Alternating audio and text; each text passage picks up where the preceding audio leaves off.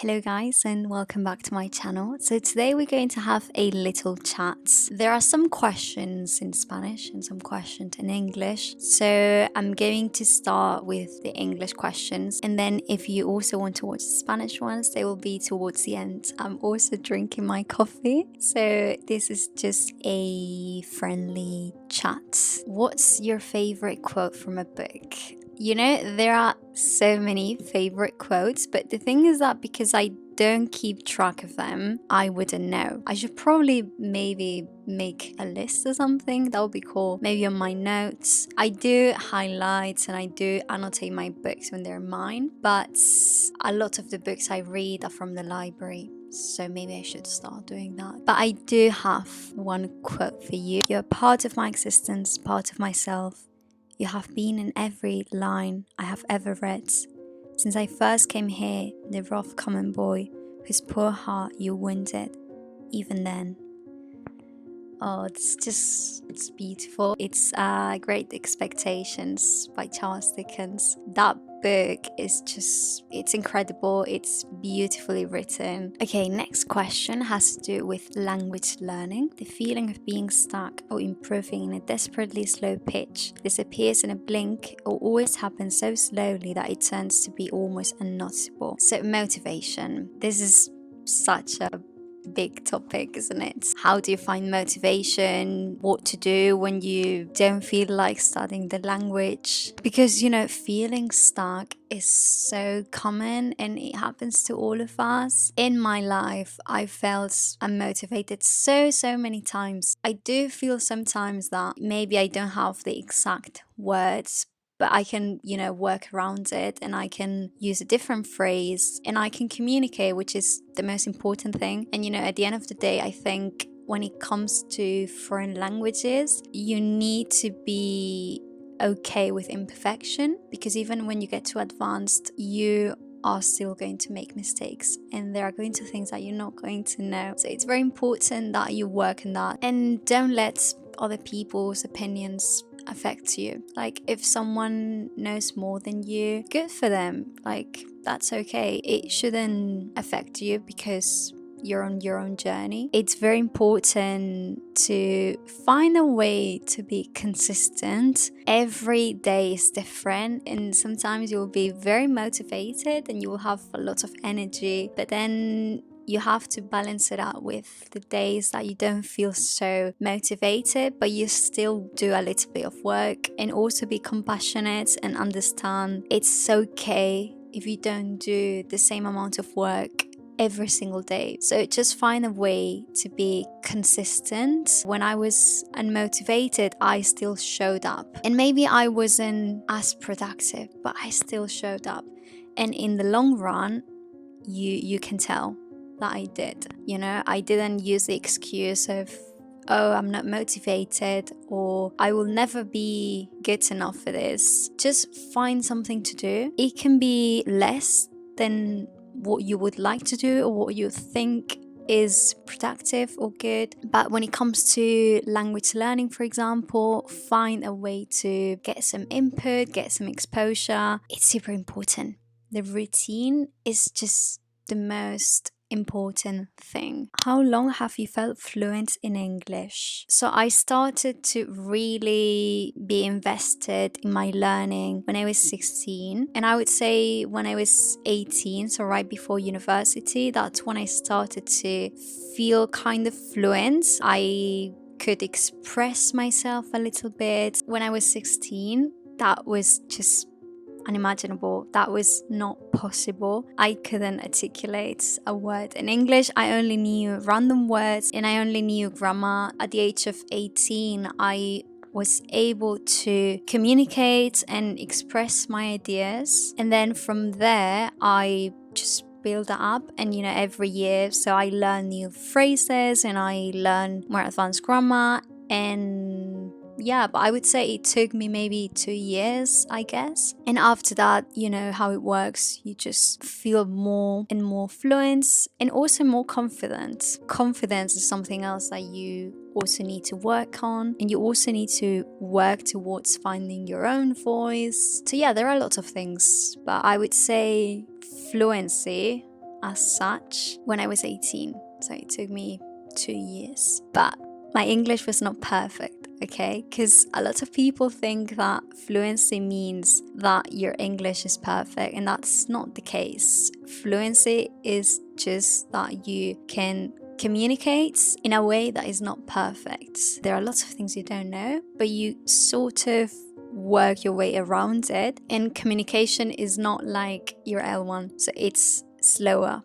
So that's my definition of fluency. Okay, next question is about relationships. So what kind of relationship, friendship do you seek for nowadays? So for me, clear and open communication is number one. I don't want to be around with people who cannot communicate, who cannot respect my feelings, and I want to have difficult conversations. If something upsets me and I communicate it and I tell you and you get defensive, that's a sign, for me, that's a sign that you're very immature. Core values are very important, that you're on the same page. Obviously, it depends a bit if we're talking about friends or romantic relationships, but in both cases, I think they matter. And also, for me, it's very important to feel safe and to feel at peace. I want to feel at peace around you. And when I go home, I want to go home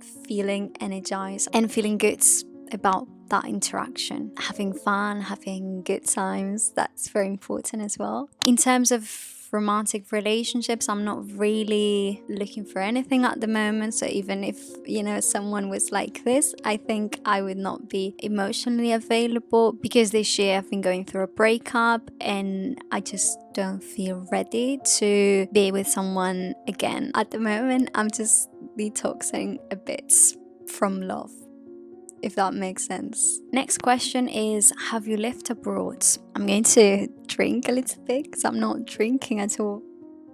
I lived in Norway for about 5 months, I think it was, and I also lived in the UK. So when I was 19, I moved to the UK for the summer, and I was working as an au pair with a lovely family that I'm still in touch with. And then the rest of my life, I've just been here. I've been in Barcelona, and I don't know where I will be in the future. I don't know. If I'm being quite honest, Spain's economy is not great. I love Spain as a country, but the economy is not great. And obviously I have to think about my future as well. So yeah, I don't know if I will be here or I will be living in another country. It's something I think about every single day. A few years ago, I wanted to move to England because I'm so passionate about English that I just thought, yeah, I'll just move there. But since Brexit and the whole process, just thinking about it gives me so much anxiety. But we'll see. What's your favorite city? So my favorite city, I have a lot of favorite cities. I have many, many favorite cities because I think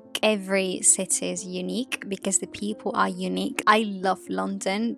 But, I think my thing with London is that I have romanticized it like a lot because I've been there many times and I know that when I'm there, it's actually, very different from what it is when I'm in Barcelona and I'm thinking about it. I do love it though. I think it's a really, really cool city, but it's also very hectic and it's very busy. And I know for me personally, it's not a place that would be good for me in terms of my mental health because I'm more of a quiet person and I like a quiet life. I just have really romanticized it because I also love literature and there are so many writers that have lived in London, and just the accent as well. I just really love going there and hearing the accent. Tenemos dos preguntas en castellano. La primera pregunta es, ¿cuál es el signo del horóscopo que mejor te cae? El signo del horóscopo que mejor me cae, realmente no lo sé, no sabría decirte. Sí que me he dado cuenta, conecto mucho con las personas de mi signo, yo soy Piscis, y conecto mucho con otros Piscis. Y creo que luego depende mucho de la persona. Y si te digo la verdad, tampoco lo pregunto mucho, creo que debería preguntar más, debería preguntarle más a la gente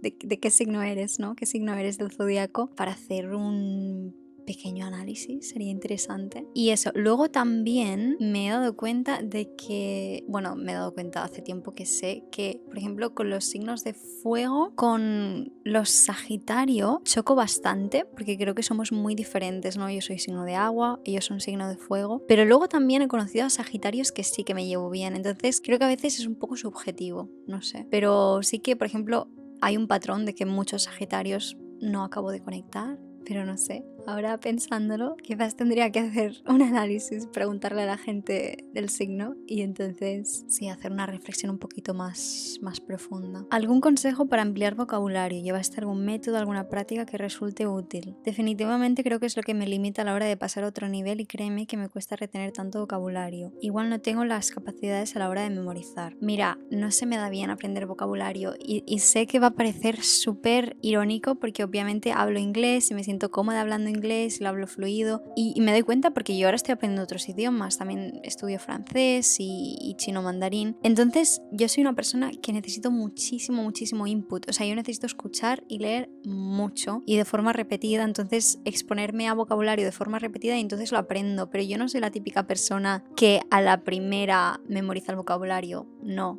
Y sé que hay gente así y olé por ellos, pero a mí me cuesta de verdad. Entonces, no sientas que no tienes las capacidades y no vas a aprender inglés, porque no funciona así. Simplemente, pues vas a tener que echarle más horas a lo mejor y puedes conseguirlo perfectamente. Solo ten en cuenta que tienes que ser una persona muy disciplinada. En cuanto a consejo, práctica, lo que sí te puedo decir es que priorices vocabulario útil para ti, vocabulario que tú uses en tu día a día. Sí, siempre haz que todo el contenido que consumes sea contenido que es real y auténtico para ti. A mí la práctica que más me ha ayudado ha sido escribir. O sea, yo me acuerdo que hace años aprendía una nueva palabra y la usaba en mi diario, porque escribía un diario en inglés, entonces pues me ponía a escribir y decía, vale, la última palabra que aprendí fue esa palabra. Entonces pues contaba un poquito sobre mi día o sobre lo que quisiera reflexionar y entonces usaba esa palabra concreta. Y a mí eso personalmente me ayudó mucho porque al final piensa que un diario es como hablar con un amigo. Entonces, si no tienes la oportunidad de tener un amigo angloparlante, así que sí, para mí lo más útil que puedes hacer es escribir y evidentemente pues hablar también. Si tuvieras la oportunidad de hablar con alguien, pues sería ideal también. Yo no me haría listas de vocabulario personalmente, no es una cosa que me apasione, creo que